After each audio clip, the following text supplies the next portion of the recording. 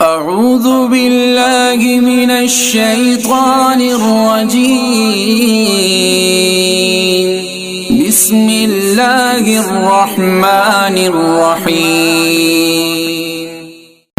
أما بعد فأعوذ بالله من الشيطان الرجيم بسم الله الرحمن الرحيم إنا نحن نزلنا الذكر وإنا له لحافظون صدق الله العظيم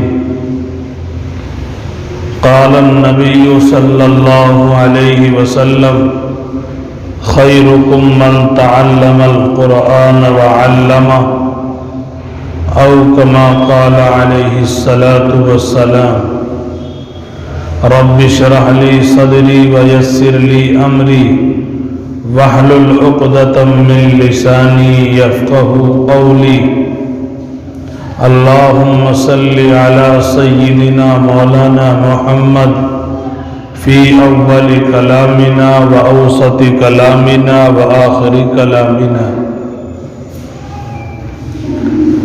عزیزان محترم، بزرگ اور بھائیوں، اس وقت جو قرآن مقدسہ کی میں نے آیت پڑھی ہے، اِنَّا نَحْنُ نَزَّلْنَا الذِّكْرَ وَإِنَّا لَهُ لَحَافِظُونَ،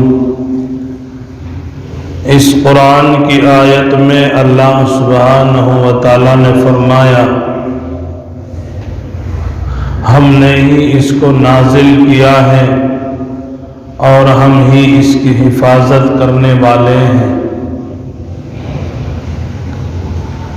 یہ ضرورت کیوں پیش آئی؟ اللہ سبحانہ و تعالی نے جو وعدہ فرمایا قرآن کے نازل ہونے سے پہلے اور انبیاء علیہم السلام پر جو کتابیں نازل ہوئی، آسمانی 4 کتابیں ہیں، زبور، انجیل، تورات، چوتھے قرآن. تو زبور، انجیل، تورات یہ کتابیں محفوظ نہ رہ سکی، رد و بدل ہو گئی، اس لیے کہ ان کی حفاظت کا اللہ نے وعدہ نہیں کیا تھا. پیغمبروں کو یہ کتاب دے دی گئی تھی، پیغمبروں کے جانے کے بعد ان کتابوں کے اندر رد و بدل ہو گئی. جب قرآن کو اللہ نے نازل فرمایا لوح محفوظ سے آسمان دنیا پر، پھر اس کے بعد جس آیت کی ضرورت پیش آتی گئی، جبرائیل امین وہ آیت لے کر اللہ کے نبی صلی اللہ علیہ وسلم کے پاس آپ پر پھر یہ جبرائیل کے ذریعے اتارا گیا، جو آج 30 پاروں کے اندر مکمل ہے. 1400 سال سے لے کر آج تک قرآن کے اندر کوئی تبدیلی زبر زیر کی بھی نہیں ہوئی، اور قیامت تک لوگ زور لگاتے رہیں گے. لوگوں نے زور لگایا ہے رد و بدل کرنے کا، لیکن جس کتاب کا وعدہ اللہ نے لیا ہو، اللہ جس کی حفاظت فرما رہا ہو، دنیا کی کوئی طاقت نہیں ہے کہ اس کے اندر رد و بدل کر دے. تو قرآن بہت بڑی بابرکت کتاب ہے، اس سے بڑی برکت والی کتاب دنیا میں ہے ہی نہیں. کوئی دنیا میں ایسی کتاب نہیں جس کے دیکھنے سے بھی ثواب ملتا ہو. قرآن ایک ایسی کتاب ہے کہ دیکھنے سے بھی ثواب ملتا ہے. قرآن اگر کوئی پڑھنا نہیں جانتا کسی کے پاس بیٹھ کر سن لیتا ہے، اللہ پڑھنے والے کو تو ثواب دیتا ہے لیکن پاس میں بیٹھ کر سننے والوں کو بھی ثواب دیتا ہے. بہت ساری کتابیں دنیا میں ہیں، لیکن ان کے اوپر کوئی ثواب کی کوئی گارنٹی نہیں جو قرآن کے ثواب کے اوپر گارنٹی ہے۔ کسی نے کہا اللہ کے نبی قرآن سمجھ کر پڑھیں یا نہ، یہ بغیر سمجھے؟ کہا کہ سمجھ کر پڑھو گے تب بھی ثواب ملے گا، بغیر سمجھے پڑھو گے تب بھی ثواب ملے گا، ثواب سے خالی نہیں ہے۔ یہ کتاب ایک ایسی کتاب ہے جس کے اندر اللہ سبحانہ و تعالیٰ نے رہتی دنیا تک اور جب تک دنیا کا نظام قائم ہے، انسان کی ہدایت کے فیصلے اس قرآن میں اللہ نے بیان فرما دیے۔ بڑے بڑے لوگوں نے زور لگایا جب اللہ کے نبی صلی اللہ علیہ وسلم پر قرآن نازل ہوتا تھا، آپ مکے میں قرآن پڑھ کر سناتے تھے، کوئی کہتا تھا یہ اللہ کا کلام نہیں، یہ تو محمد کا خود بنایا ہوا کلام ہے۔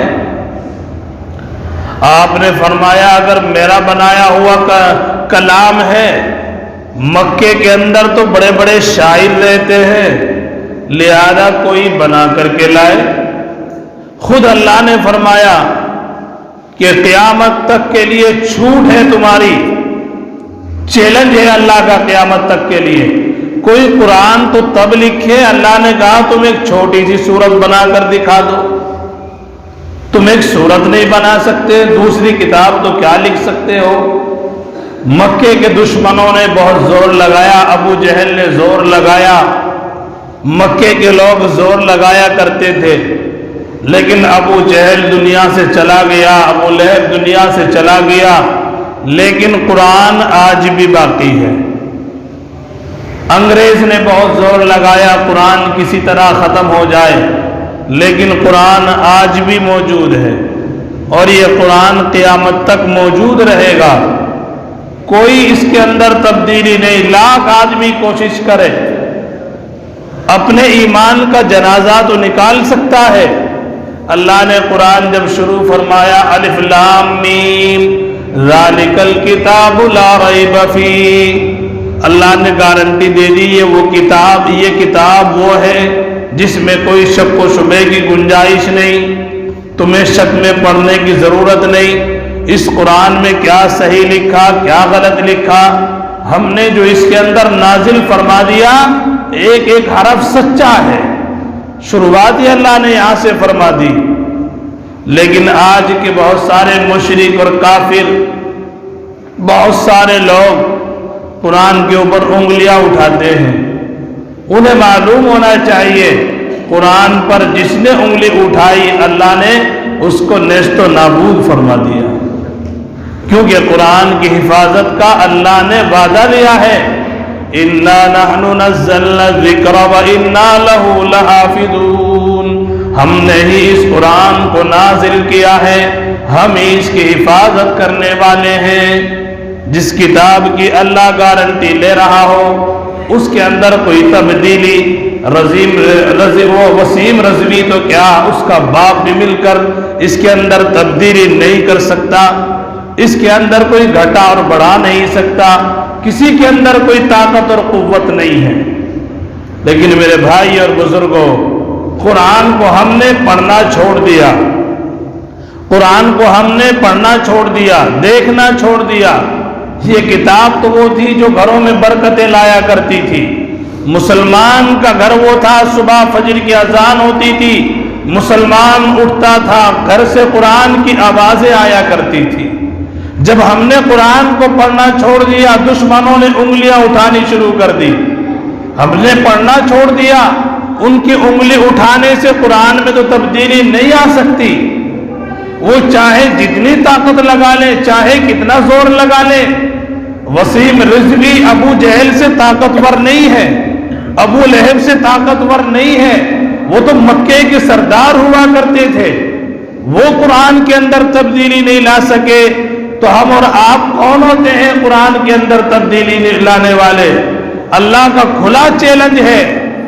اللہ سبحانہ و تعالیٰ نے صاف اعلان فرما رکھا ہے اگر کسی کی ماں کے اندر طاقت ہو دودھ پیا ہو تو کوئی ایسی کتاب کا ایک حرف لا کر کے دکھا دو، ایک صورت بنا کر کے دکھا دو۔ یہ کلام تو وہ ہے جس کو اللہ کا کلام کہا جاتا ہے، یہ کلام تو وہ ہے جس کلام کی اللہ حفاظت فرما رہا ہے، یہ کلام تو وہ ہے جب آدمی زمین پر بیٹھ کر پڑھتا ہے آسمان والے فرشتے زمین پہ آ کر سنتے ہیں۔ ایک صحابی ہے حضرت کعب رضی اللہ عنہ، حضرت کعب رضی اللہ عنہ زمین پر بیٹھ کر قرآن پڑھ رہے ہیں، اللہ کے فرشتے کعب کا قرآن سن رہے ہیں۔ حضور پاک صلی اللہ علیہ وسلم پہنچ گئے، حضرت کعب رضی اللہ عنہ قرآن پڑھ رہے تھے، خاموش ہو گئے اللہ کے نبی کو دیکھ کر۔ آپ نے کہا کعب قرآن پڑھو، قرآن کی تلاوت کرو۔ کہا کہ اللہ کے نبی یہ قرآن آپ پر نازل ہوا، میری مجال میں آپ کے سامنے تلاوت کروں۔ حضور پاک صلی اللہ علیہ وسلم نے فرمایا ہاں کعب، اللہ کا یہی حکم ہے کہ کعب قرآن پڑھے گا، محمد جاؤ تم بھی اس کا قرآن سنو، ہم بھی آسمان پر اس کا قرآن سنتے ہیں۔ حضرت کعب رضی اللہ عنہ خوش ہو گئے، پھر جرأت کی، اللہ کے نبی کیا اللہ نے میرا نام لے کر کہا؟ کہا کہ ہاں اللہ نے تیرا نام لے کر کہا ہے کہ جاؤ کعب سے کہو قرآن پڑھے۔ تو یہ تو قرآن وہ چیز ہے، یہ کتاب تو وہ کتاب ہے، ہماری ہدایت کے فیصلے اس کے اندر تھے، ہمارے گھر کی تمام پریشانیوں کا حل قرآن کے اندر موجود تھا۔ اور یہ قرآن ایسی طاقتور کتاب تھی، امیر المؤمنین فاروق اعظم رضی اللہ عنہ کو خط لکھ دیا گیا کہ فلاں جگہ عیسائیوں نے یہ پروگرام بنایا ہے کہ مسلمانوں کو کسی طرح بہکانا ہے، ایک مکان کے اوپر بہت ساری لڑکیوں کو بناؤ سنگار کر کے چھت کے اوپر جمع کیا ہے، جب یہاں سے مسلمانوں کی فوج گزرے اس وقت تمہیں ناچنا ہے، ان کو اپنی طرف مائل کرنا ہے، پریشان ہے کیا کیا جائے، راستہ وہی ہے کوئی دوسرا راستہ نہیں ہے۔ امیر المؤمنین نے جواب لکھا گھبرانے کی ضرورت نہیں ہے، قرآن کی ایک آیت ان تمام لشکر والوں کو فوجیوں کو اکٹھا کر کے سنا دو، اس کے بعد روانہ کر دو، اسی راستے سے روانہ کر دو جہاں ان ملعونوں نے وہ پروگرام رکھا ہے۔ صحابی رسول نے امیر المؤمنین کا پیغام ملنے کے بعد تمام صحابہ کو اکٹھا کیا، اس فوج کو لشکر کو اکٹھا کیا، قرآن پاک کی آیت پڑھ کر کے سنائی، قرآن سنانے کے بعد کہا کہ جاؤ اب رخصت ہو جاؤ۔ ہر صحابی کی نظر، ہر فوجی اور لشکر والے کی نظر زمین کی طرف ہے اور وہاں سے گزر رہے ہیں، وہ لڑکیاں مکان کے اوپر کھڑی ہوئی ناچ رہی ہیں اور ان کو اپنی طرف مائل کرنے کی کوشش کر رہی ہیں، لیکن کوئی ان کی طرف نگاہ اٹھا کر دیکھنے کے لیے تیار نہیں ہے۔ جب پورا لشکر گزر گیا، ایک لڑکی نے کہا تمہیں کیا ہو گیا؟ تم کیا جوان نہیں ہو؟ تم ہمارے حسن و جمال کو نہیں دیکھ رہے ہو؟ تمہیں نظر نہیں آ رہا ہے؟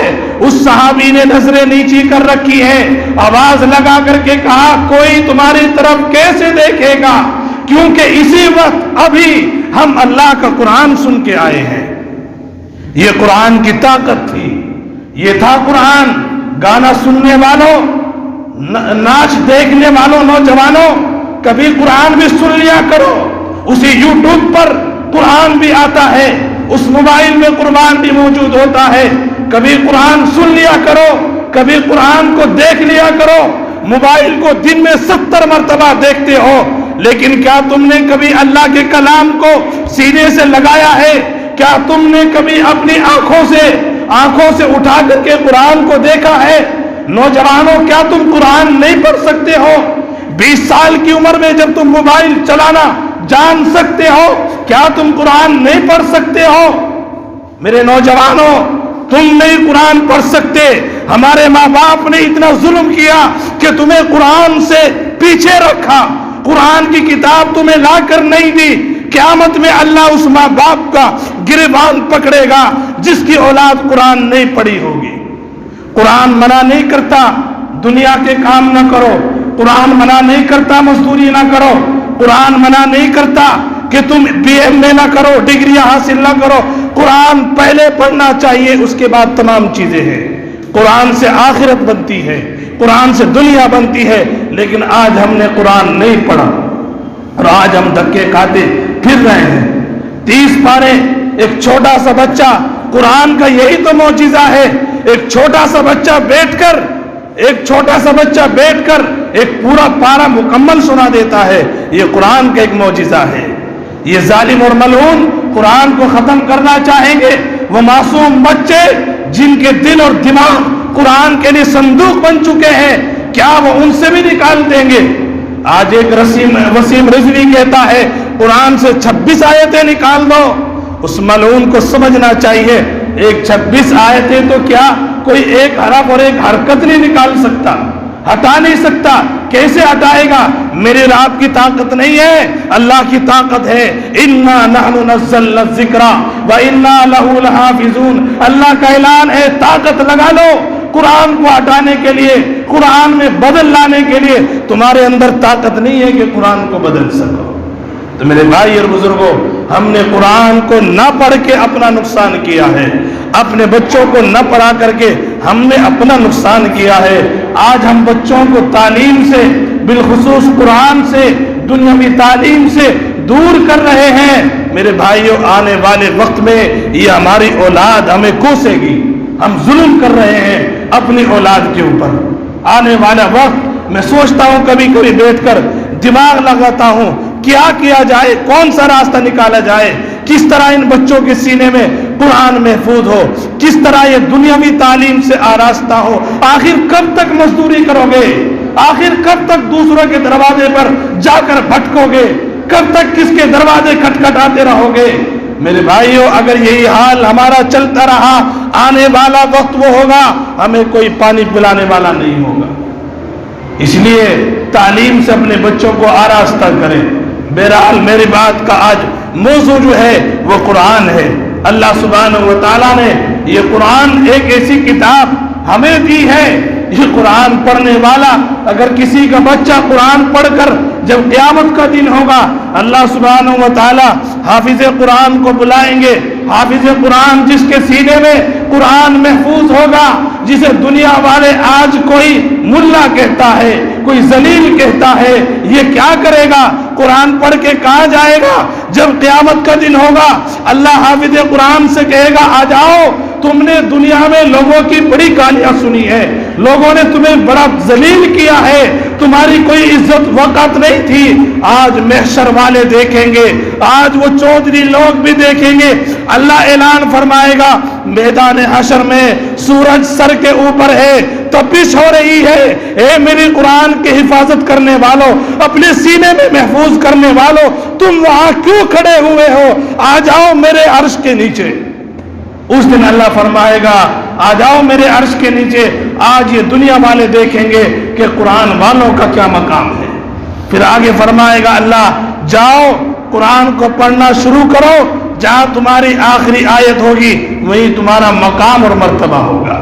یہ باتیں سننے میں بڑی اچھی لگتی ہے، لیکن بڑا دل اور گردہ پیش کرنا پڑتا ہے جب قرآن کو سینے میں لانا، یہ بچے کو پڑھانا پڑتا ہے۔ میرے بھائیوں، آج تو کچھ ماحول ایسا ہو گیا، مگر قرآن کے لیے وہ بچے دیے جاتے ہیں جو بچے بالکل کل ذہن ہوتے ہیں، اور جو اچھا ذہن کا بچہ ہوتا ہے اس کو ہم سنوار کر رکھتے ہیں کہ نہیں، یہ تو اسی جگہ کام آئے گا۔ اللہ کا قرآن ایسا نہیں ہے۔ اللہ نے جس نبی پر قرآن اتارا، وہ نبی پوری دنیا میں پوری امت میں نرالا تھا، اس کا کوئی مثال اور ثانی نہیں تھا، اس جیسا اللہ نے کوئی بنایا ہی نہیں۔ یہ قرآن اس نبی پر نازل ہوا تھا۔ تو قرآن پڑھنے والا اللہ سبحانہ و تعالیٰ کے عرش کے سائے کے اندر ہوگا۔ میرے بھائی اور بزرگوں، قرآن کو سینے سے لگاؤ، قرآن کو پڑھنے کی کوشش کرو۔ نوجوانوں میں تم سے بھی کہتا ہوں، کوئی بات نہیں ہے، جتنی عمر گزر گئی ہے گزر گئی، لیکن اب بھی کوشش کرو، قرآن کو پڑھنے کی کوشش کرو، برکت آئے گی۔ جو کام کر رہے ہو کرتے رہو، لیکن قرآن کے لیے بھی تھوڑا وقت نکال لو۔ قرآن کے پڑھنے کے لیے بھی کہیں ایسا وقت نہ آ جائے ہم یہ کہنے لگے کہ ہاں ہم نے قرآن پڑھتے ہوئے فلاں کو دیکھا تھا، سنا تھا۔ جیسا کہ ہمارے بڑے لوگ بتاتے ہیں کہ ایک وقت وہ بھی تھا کہ جنازے کی نماز پڑھانے کے لیے کسی میاں جی کو تلاش کر کے لانا پڑتا تھا، کسی محل کسی دوسرے گاؤں میں سے بلا کر کے لانا پڑتا تھا۔ وہ زمانہ بھی لوگوں نے دیکھا ہے۔ لیکن اگر ہماری قرآن سے یہی دوری ہوتی رہی وہی زمانہ آ جائے گا، لیکن قرآن اپنی جگہ محفوظ رہے گا۔ قرآن کا کوئی بال بیکا ہونے والا نہیں ہے، لیکن نقصان اگر ہوگا تو ہمارا ہوگا۔ مسلمان کے گھر سے قرآن کی آواز آنی چاہیے، مسلمان کے گھر سے قرآن کی آواز آنی چاہیے، تلاوت کی آواز آنی چاہیے، اس گھر میں خیر و برکت آئے گی۔ اب ہمارے گھروں میں نہ نماز پڑھی جاتی ہے نہ قرآن پڑھا جاتا ہے، خیر و برکت کہاں سے آئے گی؟ نوجوانوں، ہمیں نہ قرآن پڑھنا آتا ہے، نہ اللہ کی بات سمجھنی آتی ہے، نہ نماز پڑھنی آتی ہے۔ ہم کتنی دور چلے گئے، کہ کس جگہ ہم چلے گئے؟ ہم تو بلال کے غلام ہیں، بلال کو ماننے والے ہیں، فاروق اعظم کے غلام ہیں، نبی کے غلاموں کے غلام ہیں۔ ان غلاموں کا کیا حال تھا، ہمارا کیا حال ہو گیا؟ محلوں میں تلاش کرتے ہیں، کوئی قرآن پڑھنے والا نہیں ملتا، ہماری بچیاں قرآن پڑھنے والی نہیں، گھر میں عورتیں قرآن پڑھنے والی نہیں، اور ہم مسلمان کہتے ہیں، ہم مسلمان کہتے ہیں۔ ہر مسلمان کے اوپر مولوی بننا کوئی ضروری نہیں ہے، حافظ بننا کوئی ضروری نہیں ہے، لیکن قرآن کا پڑھنا ہر آدمی کے لیے ضروری ہے۔ قرآن کا پڑھنا ہر آدمی کے لیے ضروری ہے، تاکہ وہ صبح اٹھ کر اللہ کے کلام کو اپنی آنکھوں سے دیکھ سکے، اپنی آنکھوں سے لگا سکے۔ اور جو لوگ بڑی عمر میں پہنچ گئے ہیں انہیں بھی چاہیے کہ قرآن کا کچھ نہ کچھ حصہ اپنے اندر محفوظ کر لیں۔ جس کے سینے میں قرآن محفوظ نہیں ہوتا، قرآن کی کوئی آیت محفوظ نہیں ہوتی، اللہ کے نبی نے فرمایا اس کا سینہ ایسا ہے جیسا کوئی بنجر علاقہ ہوتا ہے، اس کا سینہ ایسا ہے۔ تو مسلمان کے سینے میں تو قرآن محفوظ ہونا چاہیے۔ تمہیں قرآن کی قدر کا اس وقت معلوم ہوگا جب قبر میں پڑے ہوئے ہوں گے، جب ہم قبر میں پہنچ جائیں گے اس وقت معلوم ہوگا کہ قرآن کیا چیز تھی۔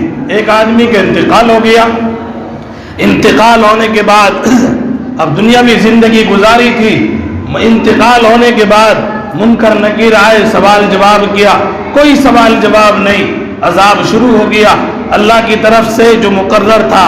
اب ہم یہ سمجھتے ہیں کہ قبر میں جانے کے بعد ہمارے لیے ایسی روم بن جائے گا، نہیں، ایسا کچھ نہیں ہے، وہاں اعمال کا سکہ چلے گا۔ وہ تو عذاب اللہ نے ہماری اور آپ کی نظروں سے اوجھل رکھا ہے۔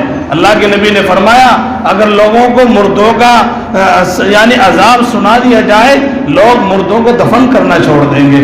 عذاب دیا جا رہا تھا، بہت دن ہو گئے مار کھاتے ہوئے، فرشتے مار لگا رہے ہیں، تو نے فجر کی نماز نہیں پڑھی، تجھے اگلی فجر تک مارا جائے گا، تو نے عشاء کی نماز نہیں پڑھی، تجھے اگلی عشاء تک مارا جائے گا۔ ایک دن اتفاق سے ایسا ہوا، اس کی ماں پہ مرنے سے پہلے اس نے اپنی بیوی کو وصیت کی تھی کہ تیرے پیٹ کے اندر جو حمل موجود ہے وہ بچہ جب پیدا ہو جائے اللہ کے لیے اس کو قرآن کی تعلیم دینا، مدرسے میں لے کر چلی جانا۔ اب بچہ پیدا ہوا، بڑا ہوا تھوڑا، ماں اس بچے کا ہاتھ پکڑ کر مدرسے میں لے گئی اور جا کر کہا مولوی صاحب اس کے باپ نے آخری نصیحت کی تھی کہ اس بچے کو مدرسے میں چھوڑ دینا اللہ کا قرآن پڑھنے کے لیے۔ مولوی صاحب نے بچے کو بٹھایا، ماں چھوڑ کر آ گئی، استاد نے بچے کو بلا کر کے کہا بیٹا پڑھو اعوذ باللہ من الشیطان الرجیم بسم اللہ الرحمن الرحیم۔ اللہ نے بچہ وہاں بیٹھ کر استاد کے سامنے بسم اللہ الرحمن الرحیم پڑھ رہا ہے۔ اللہ نے فرشتوں سے کہا فرشتوں رک جاؤ، اب اس کے باپ کو عذاب دینے کی ضرورت نہیں ہے۔ فرشتوں نے کہا اللہ کیا بات ہے؟ کہا کہ اس کا بیٹا مجھے رحمان الرحیم کہہ رہا ہے، اس کا بیٹا مجھ سے اپنے باپ کی رحم کی بھیک مانگ رہا ہے، میری یہ شان نہیں ہے اس کے باپ کو عذاب دیا جائے۔ اس وقت ہمیں معلوم ہوگا قبر میں جانے کے بعد کہ یعنی قرآن کیا چیز ہے۔ ترسو گے مدرسوں میں آ کر مولویوں کی خوشامد کرتے ہو، بچے بھیج دو، باپ کا انتقال ہو گیا، یاسین پڑھانی ہے، خود کیوں محنت نہیں کی؟ بچے کیا پڑھیں گے؟ یاسین پڑھ کر باپ کے لیے دعا جو خود کرتا وہ بچے نہیں کریں گے، مولوی صاحب نہیں کرے گا، کیونکہ باپ تیرا مرا ہے، مولوی صاحب کا نہیں مرا ہے۔ جب بیٹا باپ کی قبر پر کھڑے ہو کر یاسین پڑھتا، رحمان الرحیم کہتا، اللہ کو جوش آ جاتا، اس کا بیٹا، اس کا پوتا، اس کا نواسا مجھ سے رحم کی بھیک مانگ رہا ہے، فرشتوں رک جاؤ، اس کو عذاب دینے کی ضرورت نہیں ہے۔ اس وقت معلوم ہوگا، اس وقت پتہ لگے گا۔ آج تو ہماری یہ باتیں ہمیں دیوانہ معلوم ہوتی ہیں۔ یہ مولوی صاحب کیا کہہ رہا ہے منبر پہ بیٹھے ہوئے، آنکھ بند ہونے کے بعد میرے بھائیوں میرے سامنے، آپ کے سامنے سارا نقشہ کھل کر آ جائے گا۔ اس لیے ہم آج بھی بیدار ہو جائیں، آج بھی ہم اپنے بچوں کو تعلیم سے آراستہ کریں، بالخصوص قرآن پڑھائیں۔ دنیا میں بھی ہم پریشان رہیں، آخرت میں پریشان رہیں تو کیا ہماری زندگی ہوگی؟ قرآن کی برکت سے اللہ ہو سکتا ہے مجھے اور آپ کو جنت میں جانے والا پہنچا دے۔ نوجوانوں جو یہاں نوجوان لڑکے بیٹھے ہیں، میں ان سے بھی کہتا ہوں کسی وقت میں میرے پاس آئے، عشاء کے بعد میں وقت دینے کے لیے تیار ہوں، فجر میں وقت دینے کے لیے تیار ہوں۔ آپ قرآن کو پڑھیں، انشاءاللہ محنت کریں، ایک دن وہ ہوگا کہ آپ بھی قرآن پڑھنے والے بن جائیں گے۔ اللہ نے آپ کے ذہن میں دماغ رکھا ہے، سب کچھ دیا ہے، لیکن قرآن کو پڑھنے کی کوشش کریں، دوسروں کی ہمت بڑھائیں، ان بچوں کے اوپر اللہ کے لیے رحم کریں، اللہ کے لیے رحم کریں۔ یہ تمہارے پاس امانت ہے، مت لے کر جاؤ ان کو، اپنے گھر سے دور مت کرو، ان اداروں سے دور مت کرو، مولویوں سے دور مت کرو، ورنہ تمہیں یہ باپ باپ نہیں کہیں گے، تمہیں کہیں گے یہ ہمارا دشمن تھا۔ اس لیے ان بچوں کے اوپر رحم کرو، اپنے اوپر تم نے جو ظلم کیا ہے وہی بہت بڑا ظلم کیا ہے، ان بچوں کے اوپر رحم کھاؤ تاکہ کل قیامت کے دن یہ بچے تمہارا گریبان پکڑ کر یہ نہ کہیں کہ میرے باپ کا قصور تھا۔ اللہ سبحانہ و تعالیٰ سے دعا ہے اللہ سبحانہ و تعالیٰ عمل کرنے کی توفیق نصیب فرمائے، اور قرآن کی محبت، قرآن کا سیکھنے کا جذبہ اللہ ہمارے دلوں میں پیدا فرمائے۔ وآخر دعوانا الحمدللہ رب العالمین۔